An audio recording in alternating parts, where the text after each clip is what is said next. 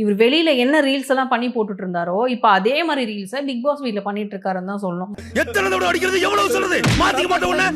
ஆனா அதையும் தாண்டி இவருக்காக நின்று எல்லார்கிட்டயும் சப்போர்ட் பண்ணி பயங்கரமா ரோஸ்ட் எல்லாம் வாங்கி எல்லாம் பண்ணா இவர் கடைசியில வந்து துப்பாக்கி இந்த சைடு திருப்பி சுட்டுட்டாரு.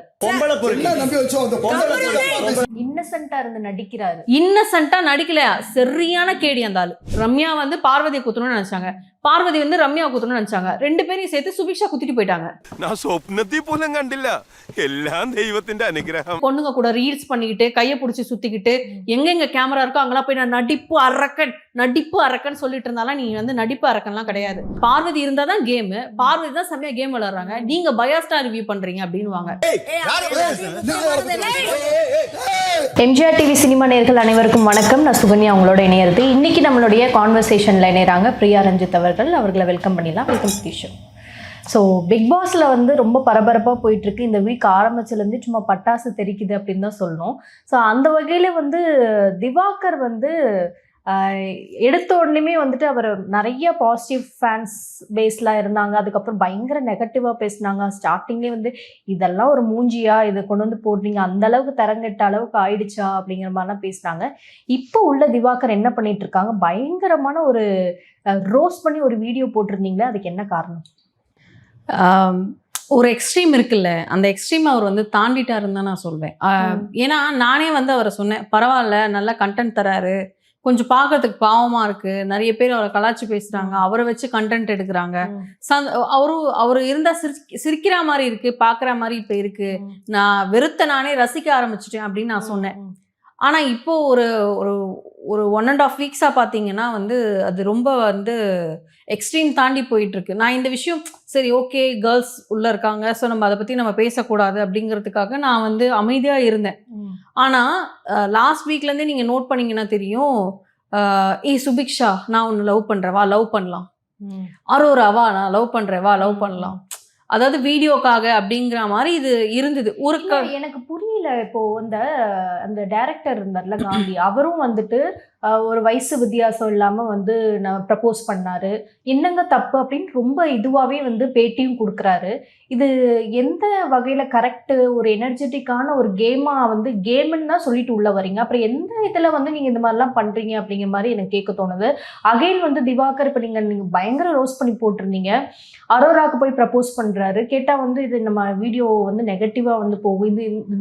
இந்த கேவலமான ஸ்ட்ராட்டஜியை பத்தி சொல்லுங்கக்கா நீங்க. இவர் வெளியிலயும் இதுதான் பண்ணிட்டு இருந்தாரு. ஆனா வெளியில அவருக்கு அதாவது பெண்கள் கிடைக்கல. ஓப்பனா வந்து அவங்கக்கிட்ட ப்ரப்போஸ் பண்ணி வீடியோ போடுறதுக்கு பெண்கள் கிடைக்கல. ஸோ அந்த ரீல்ஸ் எல்லாம் வந்து இப்ப பிக் பாஸ் வீட்டுக்குள்ள பண்றாரு. இவர் வெளியில என்ன ரீல்ஸ் எல்லாம் பண்ணி போட்டுட்டு இருந்தாரோ இப்ப அதே மாதிரி ரீல்ஸை பிக் பாஸ் வீட்ல பண்ணிட்டு இருக்காருன்னு தான் சொல்லணும். டாஸ்க்ல ஏதாவது ஒண்ணுத்துல அவர் ஆக்டிவா இருந்தாரா? இந்த வாரம் வந்து அவரை எதிர்த்துட்டாங்கன்ற ஒரே காரணத்துக்காக பார்வதிக்கு ஆப்போசிட்டா நிறைய விஷயங்கள் பண்ணாரு. அவரை தூக்கி வச்சு இவங்கெல்லாம் கொண்டாடுறாங்கன்றதுக்காக.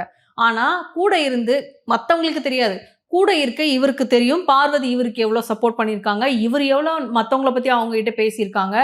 இது எல்லாமே மூடி மறைக்கப்பட்டு இவர் பண்ண தப்புங்களுக்கெல்லாம் அவங்க வந்து சப்போர்ட் பண்ணி அவங்களும் கெட்ட பேர் வாங்கி, அவங்களும் நல்லவங்களாம் கிடையாது பார்வதி, அவங்களும் ஒஸ்ட் கேரக்டர் தான். ஆனால் அதையும் தாண்டி இவருக்காக நின்று எல்லார்கிட்டையும் சப்போர்ட் பண்ணி பயங்கரமா ரோஸ்ட் எல்லாம் வாங்கி எல்லாம் பண்ணா இவர் கடைசியில வந்து துப்பாக்கி இந்த சைடு திருப்பி சுட்டுட்டாரு. ஓகேவா? அப்போ அந்த இடத்துல வந்து உன்னை வேற ஒரு ஃபேம்ல பார்த்தத உன்னை வீட்டுக்குள்ள வந்ததுமே அண்ணன்னு சொல்லி அந்த பொண்ணு ஒரு பாண்டை கிரியேட் பண்ணி அது நீ என்ன தப்பு பண்ணாலும் எல்லாத்தையும் பண்ணி எல்லாமே சரிசமம் பண்ணா, நீ டப்புன்னு வந்து அந்த பொண்ணையே வேற யாரோ கல்யாணம் பண்ணிக்கிறதுக்கு நானே உன்னை கல்யாணம் பண்ணிக்கிறேன் டார்லிங்னா எவ்வளோ ஒரு கீழ்த்தனமான ஒரு விஷயம் இது.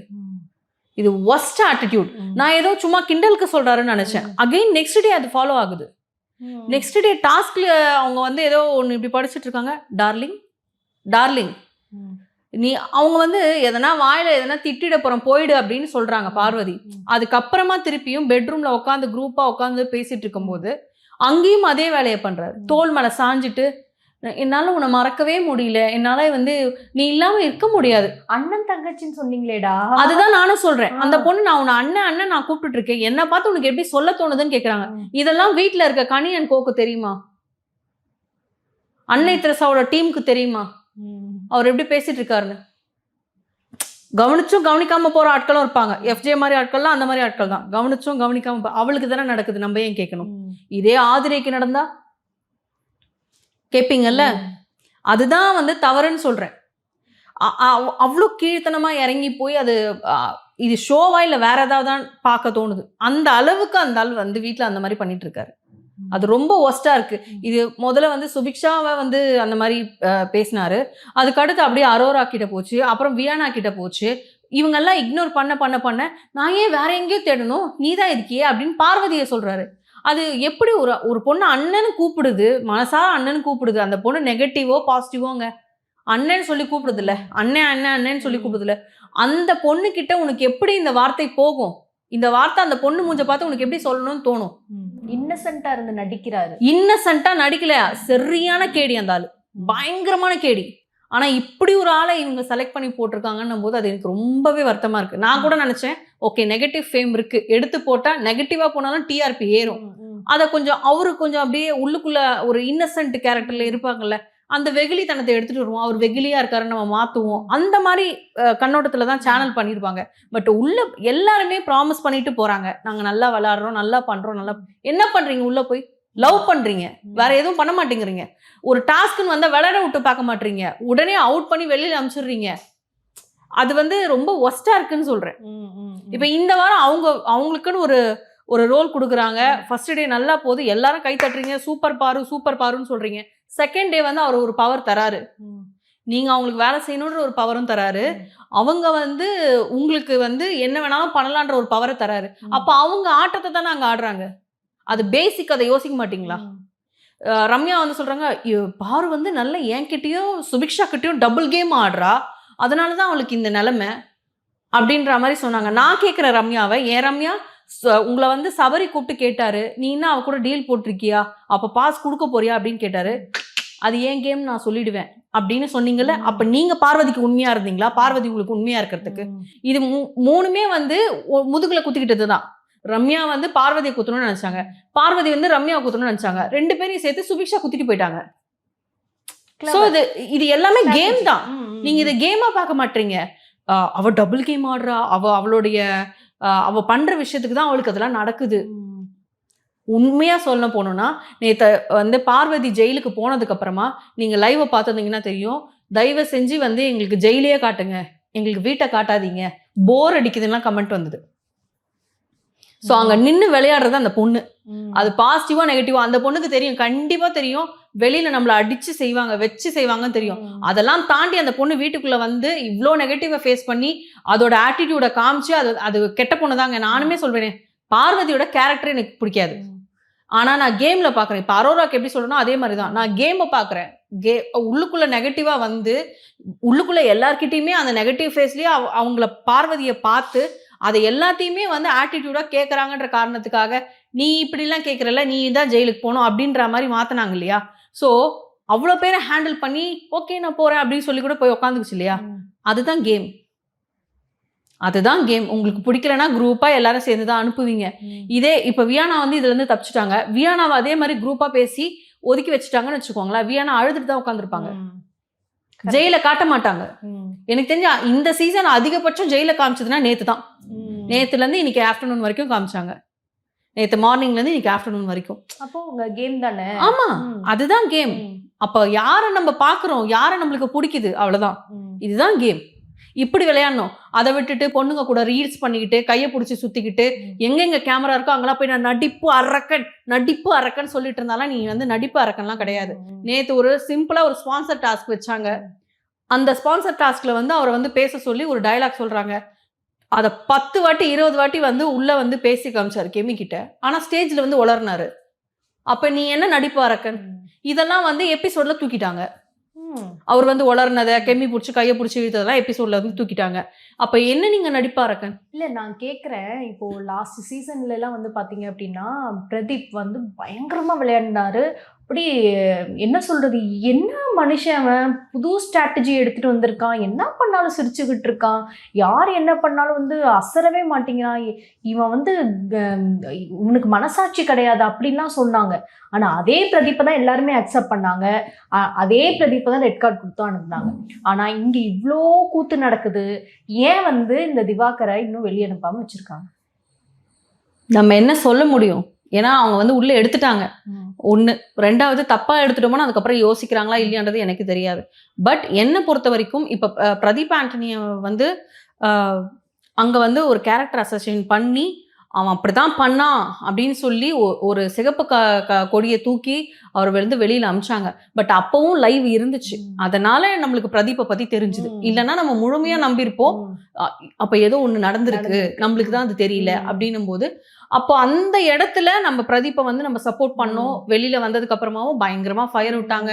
நான் கூட கிட்டத்தட்ட ஒரு நாளைக்கு 10 யூடியூப் சேனலுக்கு மேல நான் ரிவ்யூ பண்ணேன். ஐ மீன் இன்டர்வியூ கொடுத்தேன் பிரதீப்போட இஷ்யூ பத்தி பேசும்போது. அதுலதான் நான் ஃபர்ஸ்ட் வந்தது. அப்போ அவ்வளோ பேர் வந்து சப்போர்ட் பண்றாங்கன்னும் போது மீடியா பர்சன்ஸுமே வந்து பிரதீப்க்கு சப்போர்ட் பண்ணி போட்டிருந்தாங்க, நிறைய பேர் போட்டிருந்தாங்க. அப்போ ஏதோ ஒரு உண்மை இருந்துச்சுன்னு நம்ம போட்டோம்.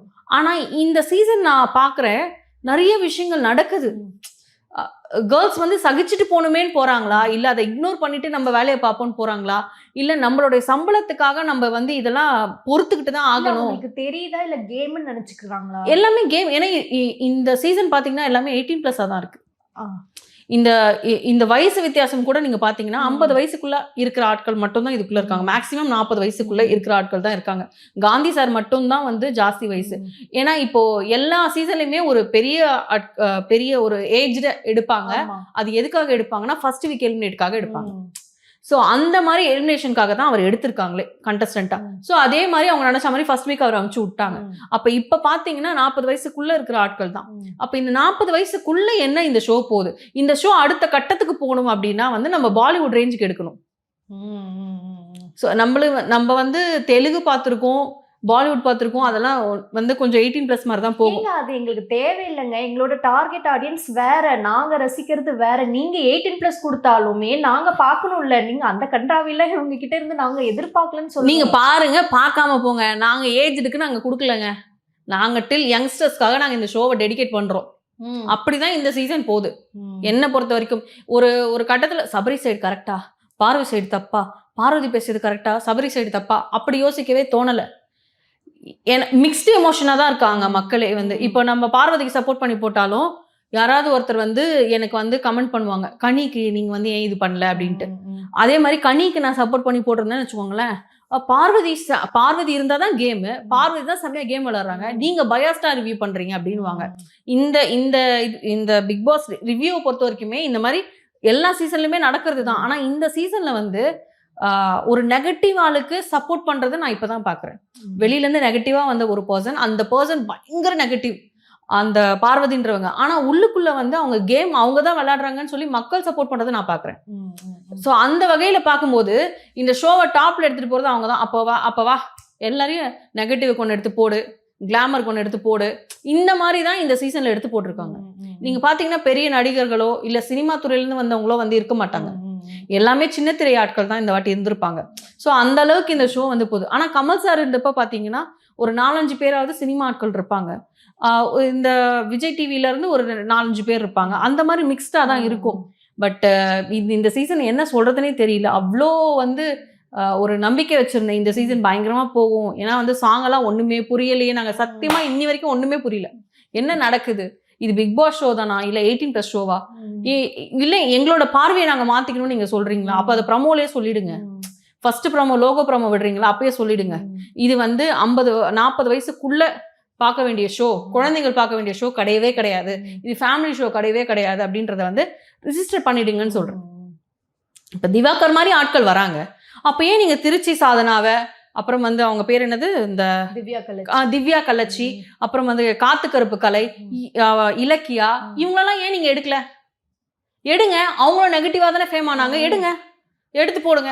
ஜிபி முத்து அவரை எடுத்து போடும் போதே எனக்கு ரொம்ப கோவம் வந்துச்சு. ஆனா உள்ள வந்து அவருடைய கேரக்டர் பார்க்கும்போது ஓகே, இவரை திட்டினதுனால தான் இவர் பதிலுக்கு திட்டிருக்காரு, அதனாலதான் இவர் ஃபேமஸா இருக்கிறத தவிர்த்து இவரா யாரையும் கூப்பிட்டு வச்சு திவாகர் மாதிரியோ இவங்க வந்து திட்டல பேசல. அப்போ ஓகே, இவர்கிட்ட ஏதோ ஒண்ணு இருக்கு. அதுக்கப்புறமா அதை அப்படியே அவர் பாசிட்டிவா மாத்தினாரு. ஆனா இப்ப வந்திருக்க ஆள் வந்து உள்ள வந்தும் நெகட்டிவா தான் இருக்காரு, நெகட்டிவா தான் மாறிட்டு இருக்காருன்னும் போது வந்து அது ரொம்ப ஒஸ்ட். இந்த நெகட்டிவ ரசிக்கிறவங்க மட்டும், திவாகர் வந்து பெண்களை என்ன தடவினாலும் என்ன பேசினாலும் வந்து ரசிக்கிற மக்கள் மட்டும்தான் ஃபயர் விட்டுட்டு இருக்காங்கன்னு நான் சொல்வேன். ஓகே. ஸோ அவங்க பார்வை அப்போ அந்த 18+ தான் இருக்கு. அதனால அவங்க அவரை ரசிக்கிறாங்க. ஓகே, இப்போ திவாகர் வந்து இவ்வளோ பண்றாரு, அவருக்கு வந்து கண்டிப்பா தெரியும் இவ்வளோ கேமரா இருக்கு, இவ்வளோ லட்சம் பேர் நம்மளை பாக்குறாங்க அப்படிங்கிற ஒரு கண்டிப்பா ஒரு நினைப்பு இருக்கும். அப்படி இருந்தும் வந்துட்டு இவ்வளோ தைரியமா பண்றதுக்கு கண்டிப்பா அவருக்கு பேக்ல சப்போர்ட் இருக்கணும் நிச்சயமா. இல்லைன்னா வந்து அவருக்கு அந்த இது இல்லாம அவர் வந்து இவ்வளோ ஒரு பப்ளிக் ஷோல இத்தனை பேர் பார்க்கக்கூடிய ஒரு ஷோவை வந்து இவ்வளோ ஈஸியா ஹேண்டில் பண்றதுங்கிறது சாத்தியமே கிடையாது. ஸோ ஏன் அவர் வந்து இது ஒரு கான்சியஸ்னஸ் இல்லாம பண்றது, அவர் வந்து தான் ஒரு இன்னசென்ட் கடைசியில தப்பிச்சுப்பாரு அப்படிங்கிற ஒரு ஒரு பிம்பத்தை ஆமா இருக்கும் அப்படிங்கிறதுக்காக அவர் இப்படி பண்றாரு. ஆமா, இப்ப அந்த வீட்டுல வந்து திவாகர் மேல ஒரு நம்பிக்கை வச்சிருக்காங்க.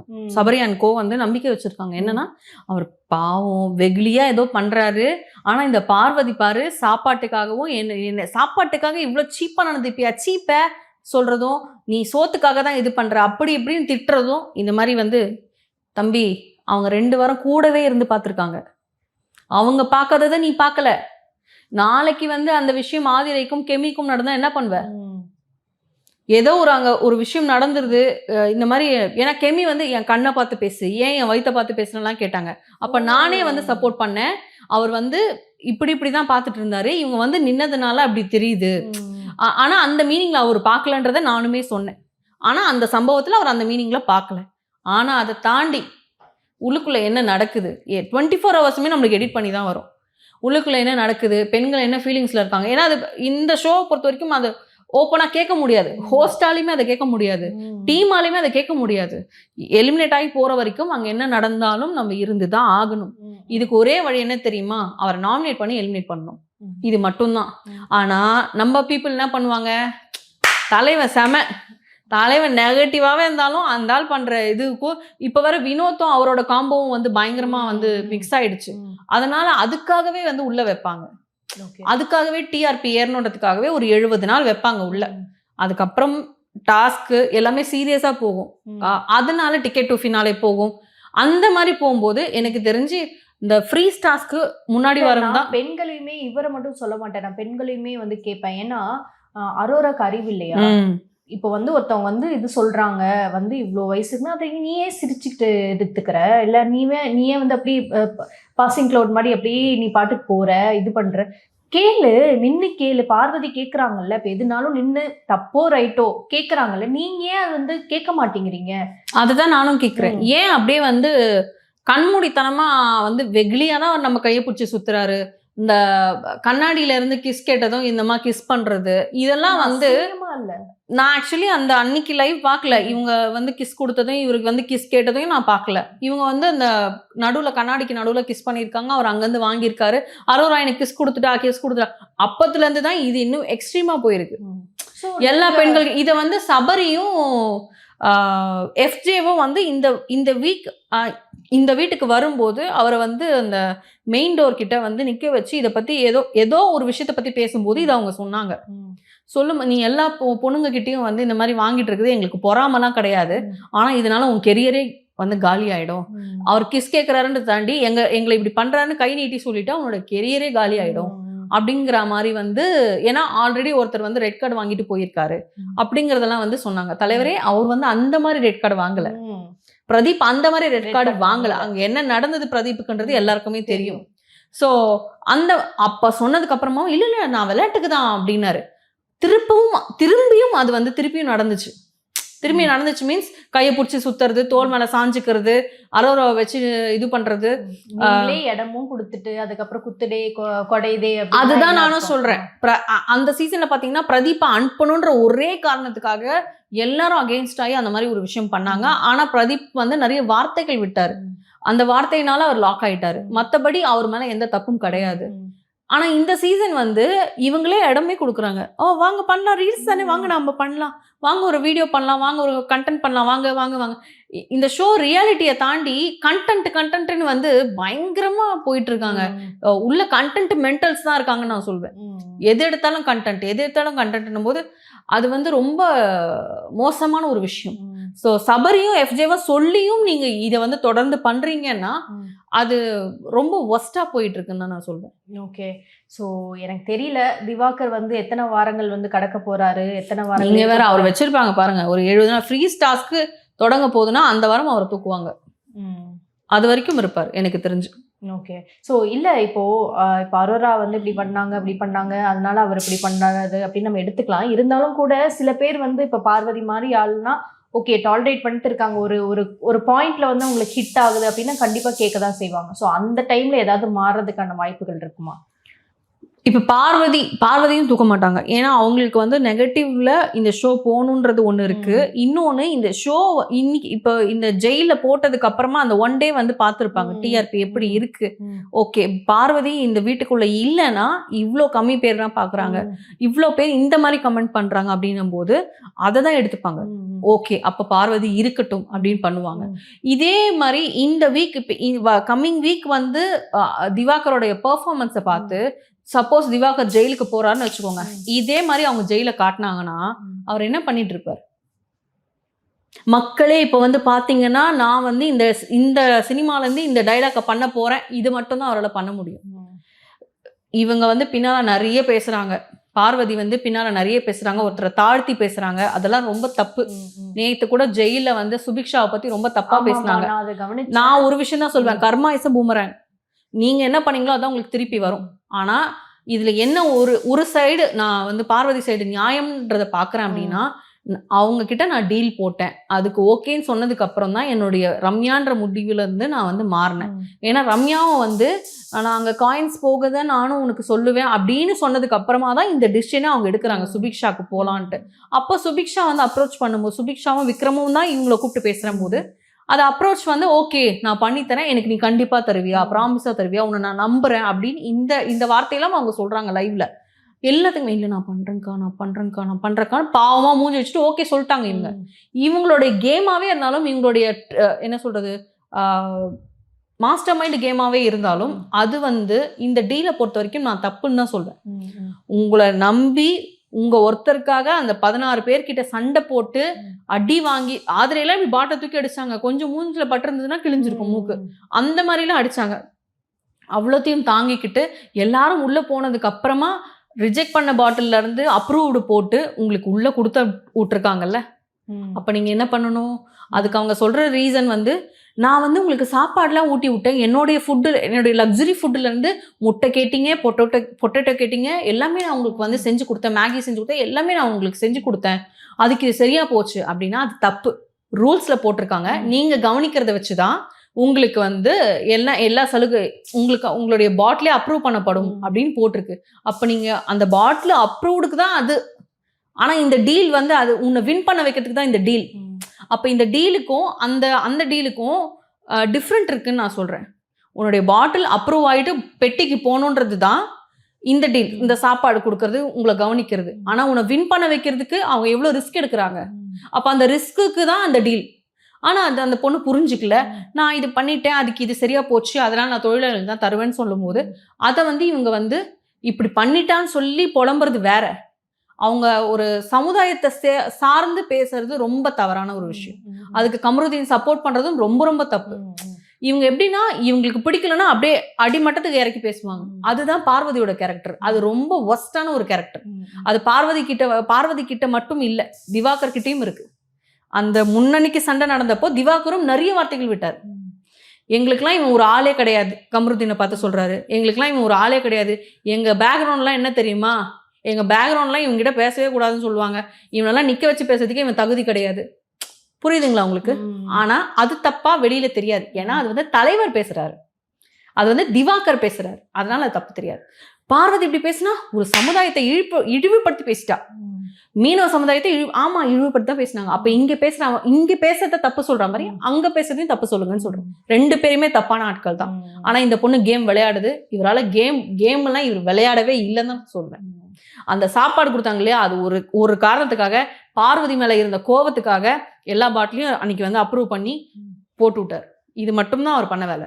ஓகேக்கா, ஸோ இன்னைக்கு வந்து ரொம்ப ரோஸ்ட் தான் பண்ணீங்க திவாகரை. ஐயோ என்னெல்லாம் விட்டீங்கன்னு வச்சுக்கோங்களேன், பிக் பாஸ் உள்ள மானே ஒவ்வொருத்தரையும் வச்சு செய்வேன். முக்கியமா திவாகரை விட்டுட்டீங்க. கண்டிப்பா. ஐயோ, என்ன போனவனே கேட்டீங்க அப்படிதான். அவருக்கு? அவரை மாதிரி நடிப்பு அரக்கன் அப்படின்னு சொல்லி தான் நான் ஆரம்பிப்பேன். சரிக்கா, அது ஒரு நாள் சான்ஸ் கிடைக்கணும், அதை நாங்க ஐயா பார்க்கணும். என்ன ஒரு நாளாவது பிக் பாஸ் வீட்டுக்குள்ள விடுங்க ஐயா. எல்லாரையும் ஒரு 4 கேள்வி கேட்டுட்டு நான் வந்துடுறேன். சரி, இது 10 நாள் இருக்கணும், 20 நாள் இருக்கணும், அதெல்லாம் கிடையவே கிடையாது. ஒரு நாள் போனோம், நச்சுன்னு கேள்வி கேட்கணும், வெளில வந்துடணும். ஓகே. அவ்வளவுதான். ஸோ கேள்வி கேட்கறதுக்கான தருணம் வந்து வரணும் அப்படின்னு நான் கேட்குறேன். ஸோ இன்னைக்கு எபிசோட்ல இணைஞ்சதுக்கு நன்றிக்கா. நன்றி.